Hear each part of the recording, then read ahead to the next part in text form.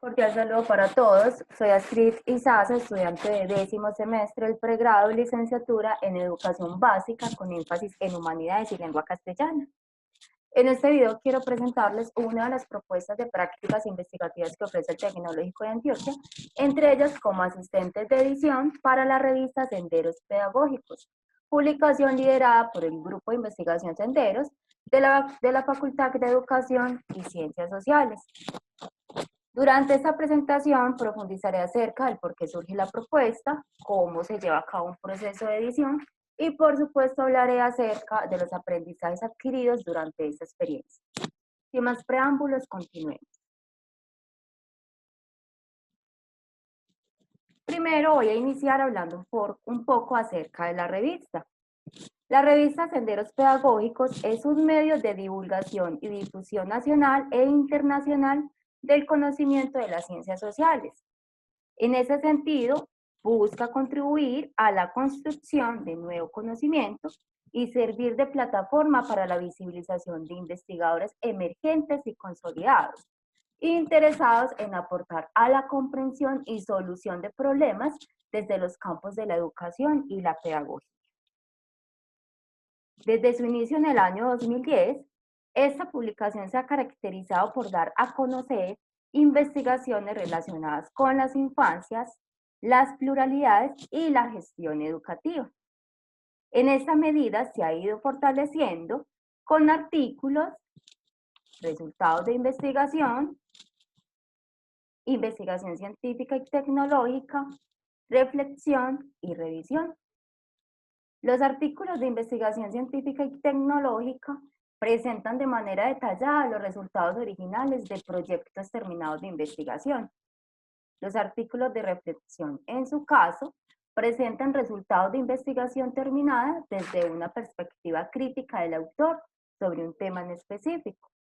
Y los artículos de revisión son publicaciones derivadas de investigación terminada que compila y sistematiza los desarrollos de otros investigadores de un área o tema específico. Además, también se consideran otros tipos de artículos, como lo son artículo corto, reporte de caso, revisión de tema, carta del editor, reseñas y entrevistas, ponencias, artículo de reflexión no derivado de investigación y artículos de opinión. Ahora bien, ¿por qué surge la propuesta? Primero, para apoyar el proceso editorial del número vigente. En esta modalidad, los practicantes se convierten en integrantes activos del equipo de la revista Senderos Pedagógicos, puesto que apoyan el proceso editorial del número vigente, participan en los procesos de indexación de la revista en bases de datos nacionales e internacionales y además diseñan propuestas pedagógicas y didácticas relacionadas con la macrolínea de la lengua castellana vinculada con la escritura y la edición. Y en otra parte, ante la necesidad de ofrecer a los estudiantes otra alternativa relacionada con el campo laboral, puesto que los futuros licenciados en literatura y lengua castellana pueden desempeñarse como editores, auxiliares de edición, correctores de estilo y evaluadores de propuestas editoriales. Entonces, ¿cómo se lleva a cabo un proceso de edición? Para llevar a cabo este proceso de edición se deben tener en cuenta los siguientes pasos. Primero, la convocatoria. En este primer momento, el autor debe estar pendiente de los tiempos definidos de la convocatoria anual y tener presente los lineamientos editoriales establecidos por la revista. Estos lineamientos los pueden encontrar en el enlace que aparece a continuación en la diapositiva. Segundo, envío del artículo y formatos anexos. Dentro de esos formatos tenemos la carta de originalidad, declaración de conflicto de intereses, ficha de autor y registro en la plataforma OJS. Es muy importante tener en cuenta esos formatos, de lo contrario su artículo o la persona que esté interesada en publicar se le será rechazada la propuesta. Tercero, entonces está la evaluación del artículo por el editor. Aquí entonces el editor y los asistentes evalúan el artículo según los criterios definidos en una rejilla previa, en la que se consideran, por ejemplo, el formato, si está escrito, valga la redundancia, en formato Word. Tenemos la estructura, por ejemplo, si es un artículo derivado de investigación, entonces debe tener la introducción, la metodología, los resultados, las conclusiones. Además, también se tiene en cuenta la referencia según normas APAS y también se determina el nivel de autenticidad según el software Turnitin. Aquí, o de acuerdo a esta evaluación, se determina si el artículo continúa o no con el proceso de edición. El cuarto paso es el artículo es aceptado por el editor. Si el artículo no cumple con los lineamientos editoriales de la revista, el editor le comunica al autor que su contribución fue rechazada. Si por el contrario es aprobado, se continúa entonces con la evaluación del comité editorial. El quinto paso entonces es la evaluación del artículo por el comité editorial.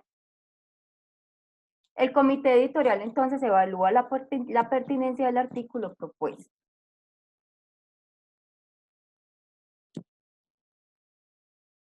Sexto, el artículo es aceptado por el comité editorial. Si el artículo no cumple con los requerimientos del comité editorial, el editor le comunica al autor que su contribución fue rechazada. Si por el contrario es aprobado, se continúa con el proceso editorial. Séptimo paso, el artículo debe ser modificado. Según los resultados de las evaluaciones del editor y del comité editorial, se establece si el artículo debe ser modificado. De ser así, se le notifica al autor para que envíe una nueva versión.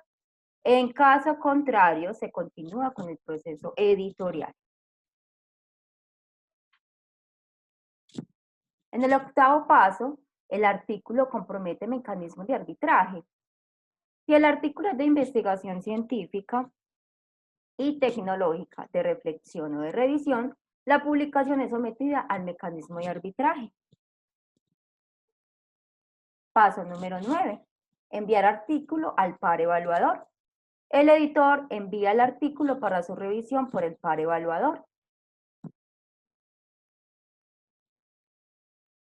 Paso número 10.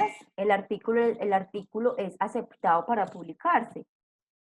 Si el par evaluador dictamina si el artículo cumple con los criterios mínimos de un artículo científico, es decir, título, resumen, introducción, metodología, resultados, discusiones y conclusiones, se valora además el estilo de la escritura, el lenguaje utilizado y la bibliografía. Las decisiones de los evaluadores externos pueden ser aceptar el artículo para publicar sin modificaciones o aceptarlo también sin cambios sustantivos. Aceptar el artículo con modificaciones mayores o no publicar, por ejemplo, el artículo. En caso de que el artículo sea aceptado, condicionado a la realización de modificaciones y ajustes, el editor consultará al autor la voluntad de continuar con el proceso editorial. En caso, por ejemplo, que la respuesta sea negativa por parte del autor, el artículo se entiende entonces rechazado. De ser entonces positiva la respuesta, se concede un nuevo término de 15 días corridos para realizar los ajustes y modificaciones y devolver la nueva versión del escrito al editor de la revista. Y una vez entonces revisadas esas modificaciones, se informa al autor el resultado por comunicación electrónica. La decisión final de publicar o rechazar los trabajos depende directamente del comité editorial. 11. Revisar las modificaciones efectuadas por el autor. Ya en esta verificación, el editor y los asistentes tienen en cuenta aspectos estilísticos y gramaticales, tales como coherencia, cohesión, uso de la conjugación verbal y normas gramaticales, además del cumplimiento de las recomendaciones sugeridas por el par evaluador. Y finalmente, el paso número 12 es la conformación del número por publicar. El editor y los asistentes editoriales conforman la edición por publicar.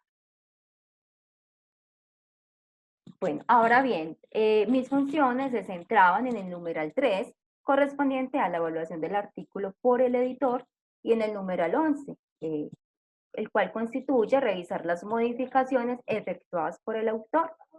¿Esto qué quiere decir? Que una vez el autor realizó las correcciones al artículo, esa nueva versión es comparada con la anterior para determinar si en concordancia se tuvieron en cuenta las sugerencias establecidas por el par evaluador, además de inspeccionar entonces coherencia, cohesión, citación y conjugación verbal.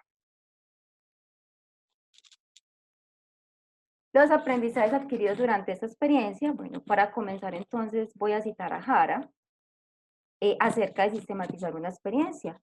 Toda experiencia que se vaya a sistematizar es un proceso que ha transcurrido en el tiempo. A lo largo de su trayecto se habrán realizado muchas y diferentes acciones, se habrán producido diversas situaciones, se habrán sentido y pensado múltiples cosas. Bueno, razón por la cual esta experiencia como asistente de edición me permitió identificar aspectos positivos, negativos y asuntos por mejorar desde lo que implicó cada una de las revisiones previas y comparadas en los artículos de reflexión, resultados de investigación, cortos y estudios de caso. Bueno, para ilustrar mejor, me quedaron nuevos conocimientos con relación a todo lo que implica un proceso de edición, es decir, desde revisiones previas y en detalle, para que un artículo pueda continuar con el proceso de publicación. Desde luego aprendí que el autor debe cumplir con los lineamientos editoriales de la revista. De no ser así, la postulación es rechazada en la primera evaluación. Bueno, entonces, adicional a ello, comprendí que para que un artículo pueda ser publicado, también debe cumplir con una serie de requisitos.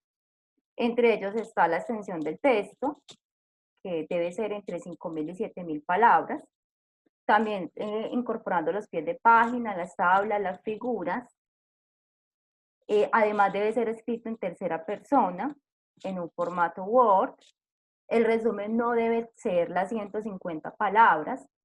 Además, las palabras claves deben ser entre 3 y 5 y esas deben estar, digamos, registradas en el tesauro. Y esas palabras claves, al igual que el resumen, deben ser traducidos al idioma inglés. Además, también están las referencias y citación de fuentes, las cuales deben estar o están soportadas en la sexta edición de normas APA. Y por último, entonces, el plagio desde el software Turnitin. Desde otra perspectiva, comprendí que todo a lo que se refiere a un proceso de edición conlleva un arduo trabajo, no solo desde la editorial, sino desde lo que implica para el autor corregir lo revisado por el asistente, por el editor, por el comité editorial y por el par evaluador. Ahora puedo decir que tengo otro punto de vista en todo lo que suscita con la lingüística y su importancia desde mi formación. Por un lado, retroalimenté y profundicé en asuntos importantes desde la sintaxis, la morfología y semántica, y por otro lado, desde el campo laboral, es otra manera de ejercer la carrera. Finalmente, vivir esa experiencia me llevó a cuestionarme sobre la importancia de escribir bien, porque hacerlo de una manera correcta contribuye a que un autor o autora sea reconocido desde diferentes editoriales, además de ser claro y coherente con sus lectores. Hago énfasis en esta parte debido a que todo lo que hay detrás de un proceso de edición implica una serie de etapas para que una propuesta investigativa pueda llegar a ser publicada, razón por la cual llegar a la meta es tan valorado. Espero, compañeros, que les guste esta propuesta de práctica investigativa. Los invito a que la conozcan, a que se arriesguen a vivir esta experiencia. Muchísimas gracias.